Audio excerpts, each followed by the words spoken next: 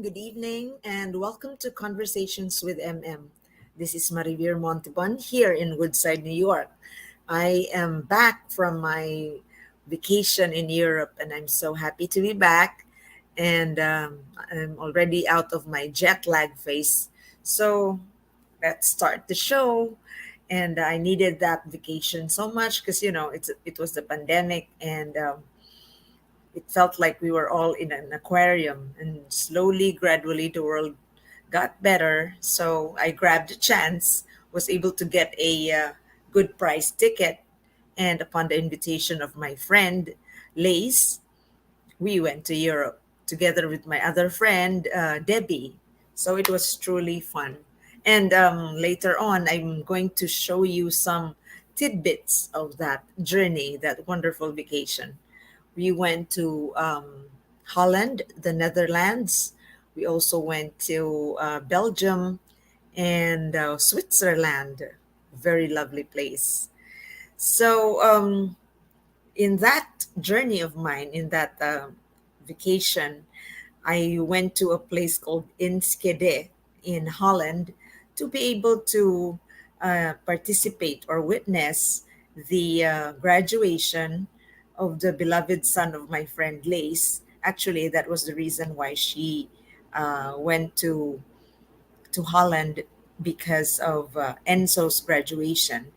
And Enzo is holds a degree already. Holds a degree in geo science and earth observation, and he graduated cum laude in that particular course. So we're so proud of that, and this is what I'm talking about. This one, it's a really high tech sounding um, course, or he graduated Master of Science on Geo-Information Science and Earth Observation from the University of Twente, ITC. So proudly, this is Enzo uh, receiving his diploma from their faculty members, from their teachers, and it was a proud moment for him and for all of us watching, especially because look at this, he was wearing his sablay. He is from UP Cebu, and they were all asked to wear something that would reflect their cultural heritage, and so he used the sablay. So isn't that amazing? Congratulations, Enzo. And I was able to interview him in a very tight schedule that we had at Enschede.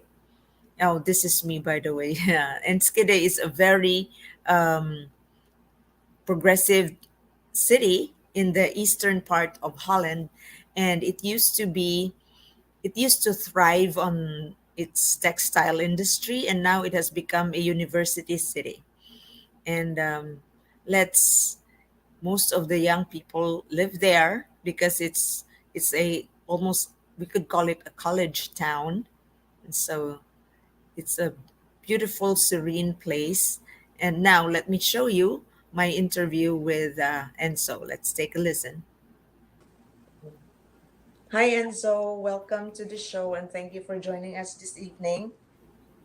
Thank you. And congratulations also that you are the cum laude in your batch of master's degree in Geo-Information Science, which is here in the faculty ITC University of Twente. Did I say Yeah. that right? Here Yeah. in the Netherlands. Yeah. Congratulations. Your mom is proud of you, and so am I. So Thank tell you. us about your course. What is this all about?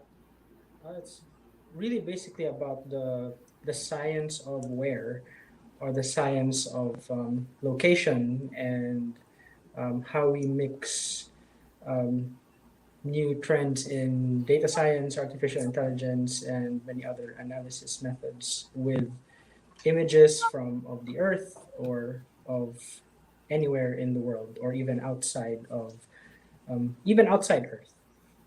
Oh my gosh. So it's very high tech. Is this a mix of digital technology and how you meld environmental science to help Yeah. nature, Mother Earth, or whatever it is? Yeah, so specifically in my specialization, it's about Mm-hmm. natural resources management. And Wow. specifically for me, I work on the food security related path, Mm-hmm. and where I do a thesis on food accessibility in Ethiopia. Oh, why you chose Ethiopia? So Ethiopia basically is it has a lot of data, but it's also just a proof of concept for a methodology that we can apply globally.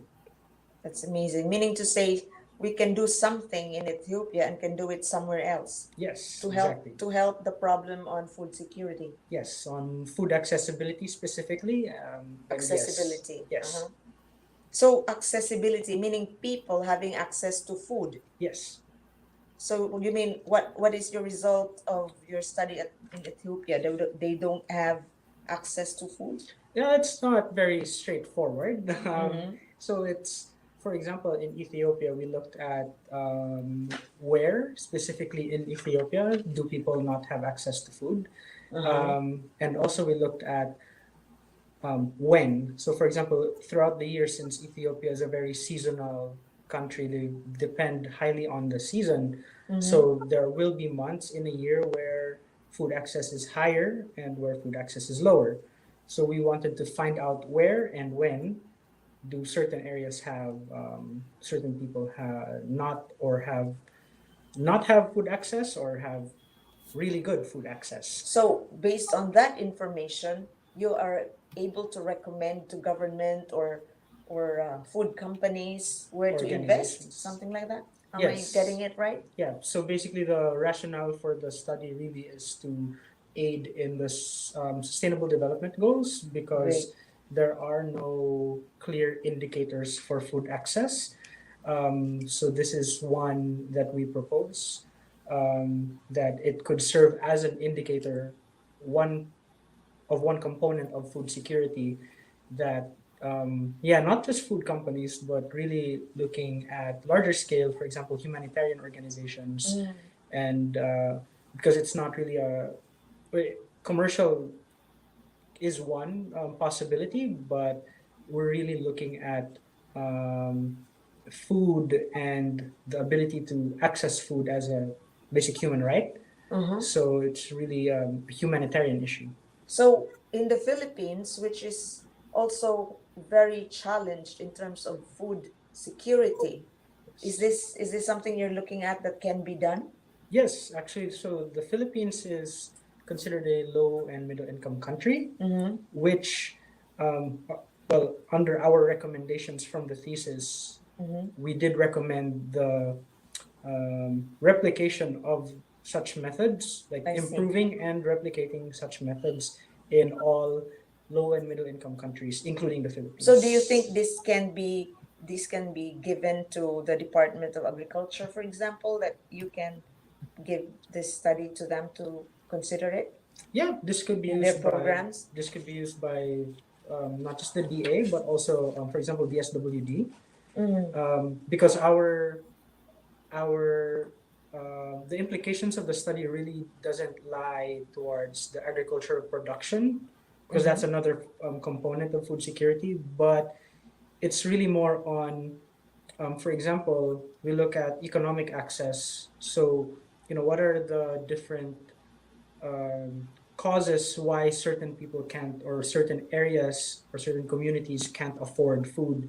And we found, for example, in Ethiopia, it's a lot of they rely on one certain type of income. So one thing that we thought of was, okay, diversification Mm-hmm. of income, and the reliance towards only from your crop production, from selling crops, will not be enough. So in the Philippines, it's a totally different story, Mm-hmm. but we still see possibilities of some similarities, and where we can still, the insights that we drew from Ethiopia could still be applied to the Philippines. But for sure, it's a very different context, very different culture. So you wouldn't say that the Philippines is more challenging than Ethiopia, or Ethiopia more challenging than the Philippines? I, It's all different. yes, it's all. I would say it's challenging in different ways. Yeah. Okay. Yes. Thank you for doing this. This is a very important industry and a very specific, segment. Geo-Information science. Oh my God, that sounds really scary. It's a And so, mouthful. you are from Cebu, and you are a son of Cebu. And how did you end up coming here in Enschede? Did I say that right? Yes, Enschede. Okay. So, well, during my third or fourth year of while I was working in UP Cebu, I was given the chance um, to travel here for a conference to present work that I did, and it was held in the same university, faculty ITC University of Twente, and yeah, and ever since then, I just knew I wanted to, like, if ever I did a master's, I knew I wanted to do it here. Like just, a gut feel, huh? Yeah, just a gut feel, and I actually applied last year, but couldn't get the scholarship. I mean, the year before I got in, and then I applied again, and then this time I got the scholarship. So how's yeah. life here being a student? Is it easy? Is it hard? Well, I would say But you became magna cum laude, so it must be a breeze, or what? It was no. really hard work. Yeah, no, I think it's just a lot of hard work, and it's a lot of times because I guess I enjoy what I do. I don't see this as A burden. A burden, yeah. So I like what I do, so I put a lot more time than people would. I work on the weekends, I'll work at night, I'll work when I'm bored, I'll work on my thesis, I'll work on a project. So yeah, I think it just depends. It depends. So because- what's the typical day for a student like you in the morning? What is your routine? Oh, so it's a very specific thing. Also, I don't know if it's a Dutch thing or if it's an ITC thing. So yeah, we usually come into we call it an office, but it's really just a room that we declared ours. And we get there around 9. Some will come at 9:30. We'll have. We used to have 10:30 coffee breaks or tea breaks because there's free coffee and tea in the restaurant.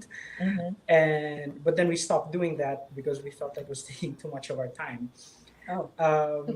And well, specifically for our group, 5 minutes before lunch, we do a 5-minute plank session just to keep ourselves a little bit healthy.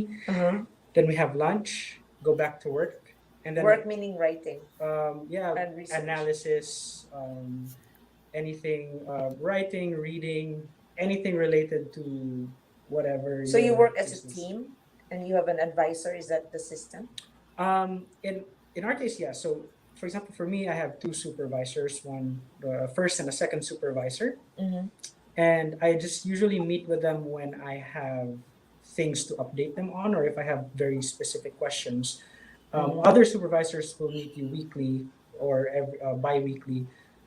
In my case, it was more up to you, because that's an ITC saying. Everybody loves to say "up to you," and yeah, you ask them what should I do with this? That's up to you. Should I go on with this? Up to you. It's a good culture, right? Yeah, it's actually a really fun thing when you get through it. When you get Because you used get to it. to think like, what should I do? Then do it. Yeah, Do it yourself. yeah, because when you do decide, you really have to think why you're doing it, and that's basically the essence of the thesis, and that's what we're going to ask you in the defense. You can't just say, "Oh, because my first supervisor said so." No, Yeah, you cannot. can't say that. So it really gets you thinking, and yeah, I mean, it's we work as a team in the sense, so everyone in the room does different things. Yeah. So I do food accessibility. Someone from Nepal does something on disasters in the Philippines. Oh, that's And cool. yeah, From Nepal. yeah, and then someone from Colombia is doing landslides in Norway. So how did you arrive at this study? Was this brainstormed with your teachers, or was this part of your previous experiences? Actually, a really nice question. The topic was, there's a very broad topic given by my first supervisor, which was food accessibility. Oh, so that is the program of the university. They wanted something like that.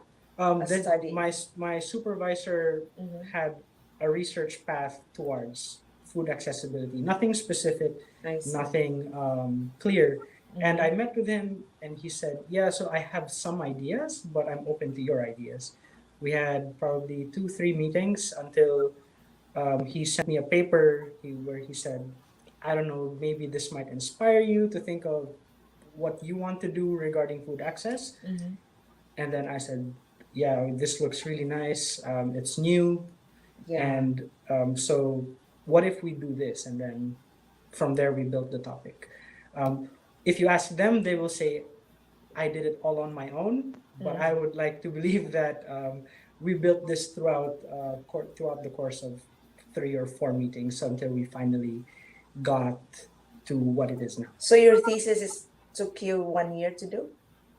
Actually, more than More than? because I started discussing with them in February 2021, and just forming the topic. Officially, yeah. But this was the pandemic, so how was your student life here? Well, in February 2021, it was kind of relatively open here in the Netherlands. So I was still able to meet with them. I think majority of my meetings with both my supervisors were offline, were face to face. I see. Yeah, which is really good, because there were some of my other batchmates who never got to meet their supervisors face to face only until the final defense. So yeah, it's no, but for sure during the first year when COVID was during the pandemic, it was lonely, but I guess I'm also used to that because I'm not really an outdoorsy type of person. So it worked for you? Yeah, it kind of worked for me. I'm usually stuck in front of the laptop, if not working, doing something, watching Netflix or playing online games. That's good, no? You balance watching Netflix and doing your thesis. Yeah. Well, when I started doing my thesis and when I realized that I had to focus, I had to uninstall all my games. Oh, yes. Just to just to be able to do something else. Forced discipline. Great. Yeah. So, you have come a long way as a student and as a researcher, and you are in a very, very elite niche in this particular industry. So, what is your perspective in the next perhaps 2-3 years? How do you look at yourself implementing all this? Yeah. So right now, I'm lucky enough to have been given a 3-month researcher position in the faculty ITC. 3 months basically to publish my thesis into an article and also to make educational material for the department. But in the long term, I'm looking for a PhD, specifically actually to do this, to expand my also thesis. Here in the Netherlands? Yeah. Right now, specifically even in ITC, because my first supervisor, Professor Andy Nelson, he's one of the leading researchers on food accessibility and how that affects the impacts of urban and rural areas, etc. So I really want to continue working with him, and yeah. So that's the immediate future you can see. Immediate future, yes. In getting a PhD, and then maybe later on, working as a consultant or as an analyst, for example, for FAO, Food and Agriculture Organization. That's good. Yeah. Best wishes on that. Thank you. Awesome. So to the young people out there who are looking at their dreams and how to pursue them, what is it? Is there something you can say to them to be successful? Considering you are cum laude, you are you studied during pandemic and you were far away from home and you made it. Congratulations again. But what can Thank you. you tell the young people out there listening to us? What should they do? I guess I'll just take something out from my acknowledgements. Okay. The last thing I wrote on the acknowledgements was something that Tom Brady, Uh-huh. the GOAT, says a lot, and it's basically laser focus. Mm-hmm. Laser Yeah, focus. that's it. I think No from distractions? yeah, I mean, you could get distracted, but once you have something in mind, Mm-hmm. whether that be a master's degree, a song you want to write, anything really that you want to do in life, I guess it's really just you put enough laser focus, you'll get there. I think. Amazing. Yeah. Congratulations. I will have to show myself here. Tadan, I'm here. I'm right beside Enzo and I'm in Enschede. And so congratulations again, Enzo. I will lamano you for the success. You're making your mom Thank proud you. and me proud too, and all the Cebuanos out there. So we'll be right back after this. Okay, that was my short interview with Enzo in Enschede. And I'd like to show you a picture of him and his mom, who I share a proud moment during the graduation. That's Lace. And we flew all the way from New York to the Netherlands to be able to attend the graduation. So it's a happy time, and congratulations once again, Enzo, and all the best in your plans. God bless you on your plans. Okay? And so for now, I would, there's a lot of aspects in the community life here in New York that I would like to share with you, ladies and gentlemen. But for now, I have to remind you once again that Conversations with MM is a product of Awesome Online Magazine, which has diversified into a multimedia platform now on its 10th year of existence here in New York and globally too, because we are on the digital platform. So I'd like to share this with you, and hopefully you will continually support Awesome Online Magazine.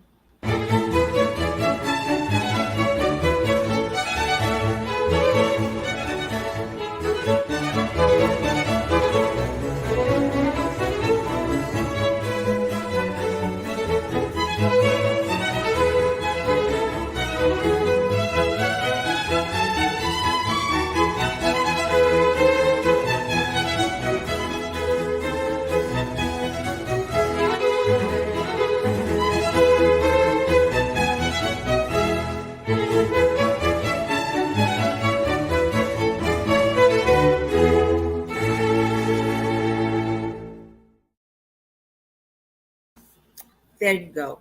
So please get a copy of Awesome at 10, which is a compilation, a curated book of all the special articles that we have written about the Phil-Am community in the US. It is, you can email me for a copy, or you can buy it from Amazon.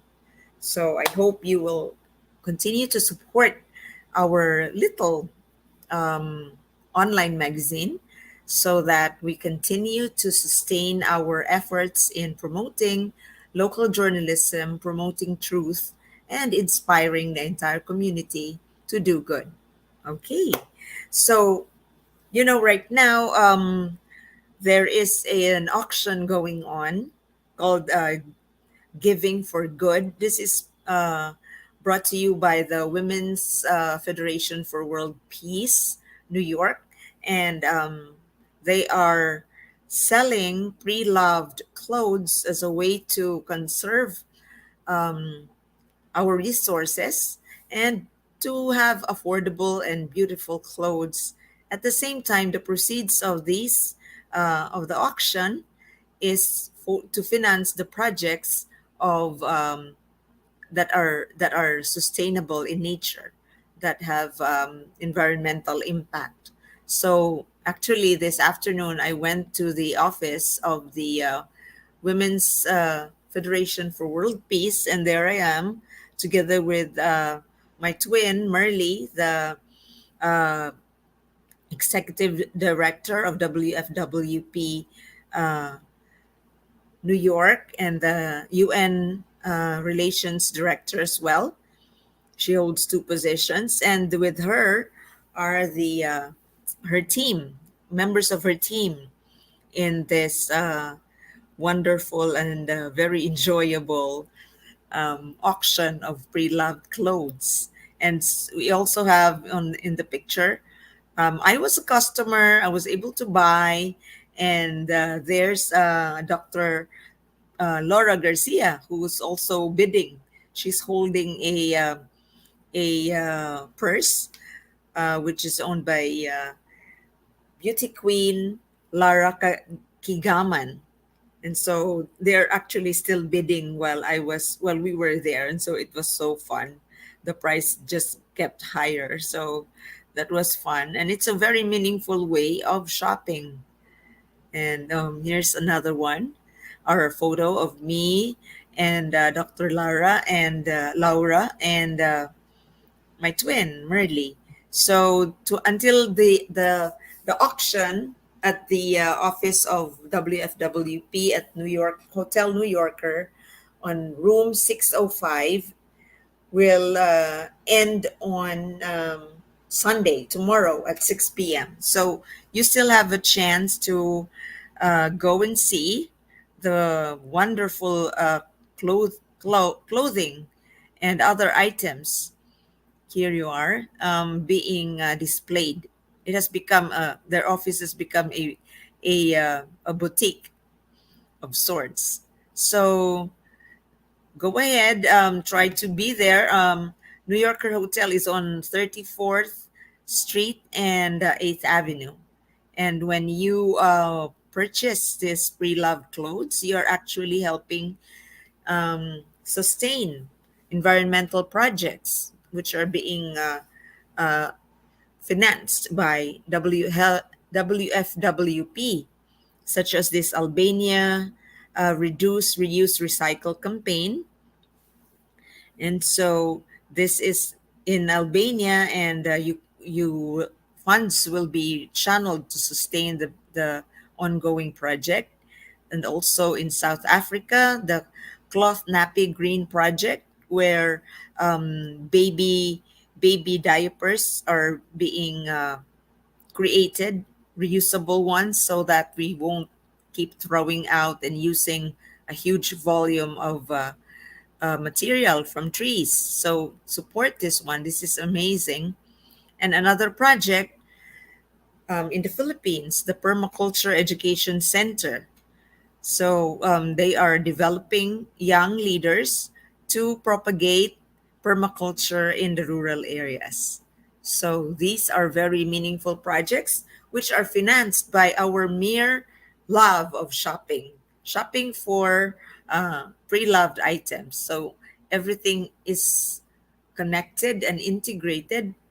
So it's a very amazing project. Congratulations, Merly, and your team. Keep up the good work. Okay. And so last month was actually my birthday month. And I say month because of our busy schedule, we don't just celebrate it for one day. We celebrate it when everybody has the time to come together and celebrate. So I'm so happy. I'd like to thank my friends for celebrating the my birthday with me, and in a very special way, simple but special. So I made this video so that you would enjoy what happened during that whole month of June. I am so blessed, and I thank you, and I thank God for life, and I thank God for friends and family.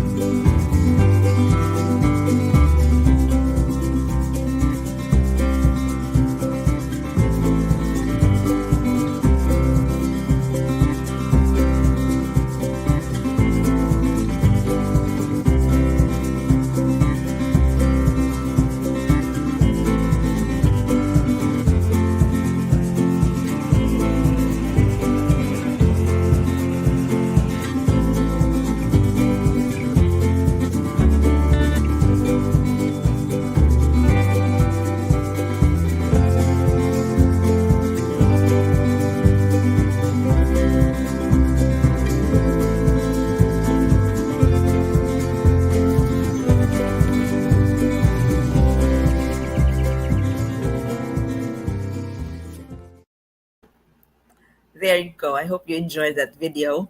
And so, my friends are very um, thoughtful, and I'd like to share what they gave me because by sharing what I received, I'm actually endorsing the crafts and products created by women entrepreneurs in the Philippines. So it's a way for me to pay it forward. I'm so happy that my friends remembered me and gave me all this stuff.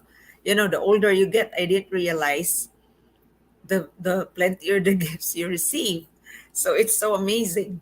So I'd like to show you so that you could perhaps take a look at these products and also consider buying them because this will help the community in the Philippines so that their businesses will thrive. And so I remember this is from Aristotle Batuhan, who came to New York along with his entire family, and attorney Apples, Totol's better half. So this is from Nardas Hand Woven Arts and Crafts.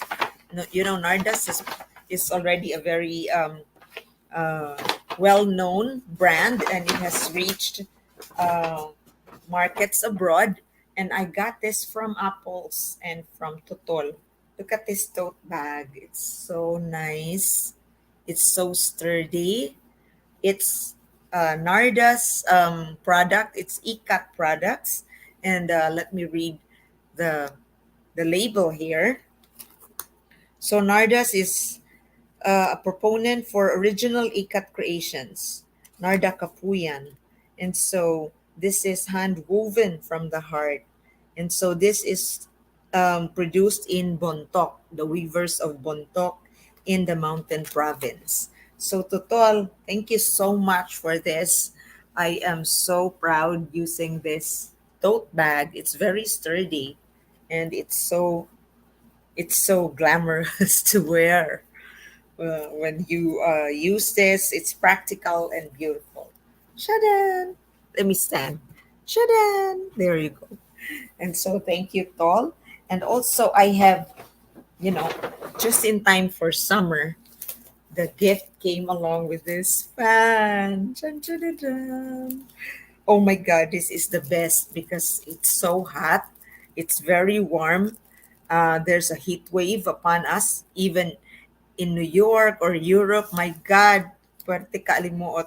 And so this pai made of, it's called abanico in Cebu. And this is from Proudly Likhang Lokal. Uh, this is the company that made it. So it's so nice. This is so practical. Thank you so much, Tol. Di na jud kay ko malimutan diri sa New York because of this. Thank you. And also, another bag from my lovely friend in Samar. We met um, just before I left for Europe. They came here for a vacation. And this is, take a look. Dun, dun, dun. The ever growing popularity of Manang Judai's tote bags. Tadan! I love this. I'm gonna wear this, and I saw my friend Teray wearing this already at the Grand Central. And so, if you want to order Manang Judai, you can just go to Facebook because she has a Facebook page, and this is a the packaging of the bag that's from Katbalogan Summer, direct flown directly here in New York. So I love this. Thank you, Judai. I love this. It has a zipper, so it is your things are safe, and this is very sturdy and it's light. So I love it. I'm gonna use this very soon. Thank you, Judai. Oh, I'm so enjoying this. And from my lovely friend and colleague, Susan Pineda, my oh my, I have a lot of products from the mountain province. And so this is This is another ingenuity of the women entrepreneurs. This is a, you can make this as a lunch bag, lunch box bag. And so this one you can use. And I have a iPad bag. Look at this. I love it. It's it's purple and it is this, it it is a mix of cotton and silk. So actually this is nice. Dili siya mabasa. So your laptop or your iPad won't be wet when it's rainy, and you can just put it here. It has a zipper. So thank you so much for this. This is from, let me see what company is this. This is from Cultura Cordillera. So here's another one from Susan. Susan's giving me a lot of bags, and there you go. This is really another sturdy bag and something that you can wear like a formal business get up. Tanan, I have to, oops, I have to stand. Can you imagine? That's so nice, isn't it? Thank you so much. And Susan has also given me a lot of face masks. Ta-da! Also from Cultura. Cultura has a growing popularity. And let me show some other. I have other masks. Susan gave me like 7 masks, but some others have been used and I am washing, and it's in the wash. So right now, look at this. So each time you buy, so this fits my attire right now, blue. So I love it. I'm so enjoying my gifts. Thank you so much. And remember to also get this from Cultura. It's all over, it's in major cities in the Philippines. And this one, this tubao, is from, oh, I lost the, where is it? This tubao is a huge handkerchief. It's made of cotton and silk, and it's woven too. There are parts of it that are being woven, and actually I brought this in my tour in Europe, and I actually made it into a scarf, and so it highlighted my dress at one point. So see, it becomes very nice, and your clothes, it just accents your clothes. If you're wearing a plain top, this will accent it. Isn't it good? Thank you so much, Susano. I so love you. You're so thoughtful. I wish I'd see that. Oh my God, this is a mess. My table is a mess. And also, I'd like to. Oh, there are also makeup um, bags or makeup kits, which has the name Boracay. This is made in Boracay, also by local entrepreneurs. And so, whenever you go home to the Philippines, try to buy all this stuff so that we are encouraging our local producers to um, produce some more. And at the same time, we are promoting their business and making it thrive. So thank you so much, my dearest Susan. And from Aya, Aya is so thoughtful. She bought me these um, notebooks from when I went to Washington, D.C. and visited them. So they bought me this one. It's a list of things to do. This is a notepad, and this is, I can use this for um, my notes when classes open this semester. So thank you, Aya, for all this. And boy, oh boy, I still have other gifts, and I still need to look for them where they are, because like it's so kalat here. But then thank you so much, my friends. I love you so much, and I hope you are going to patronize the products being produced by the women entrepreneurs in the Philippines.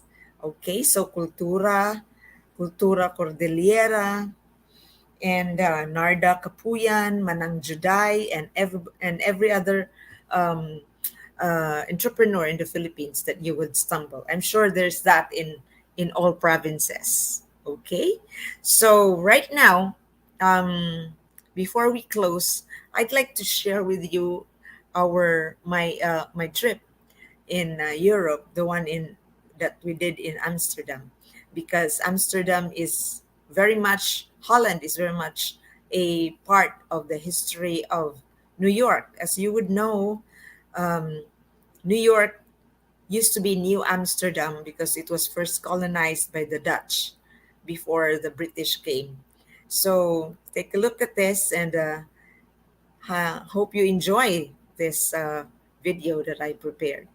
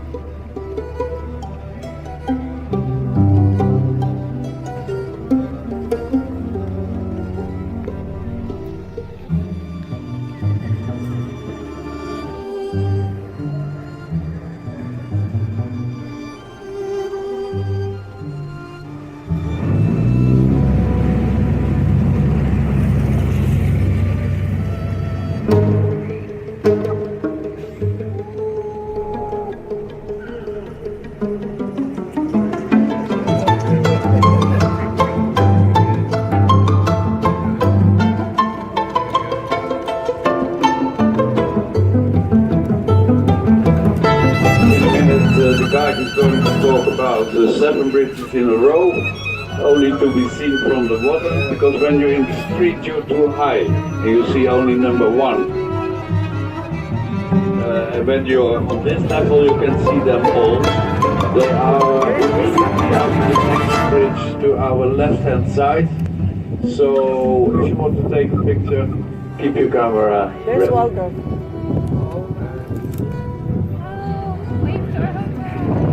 our house. There's no.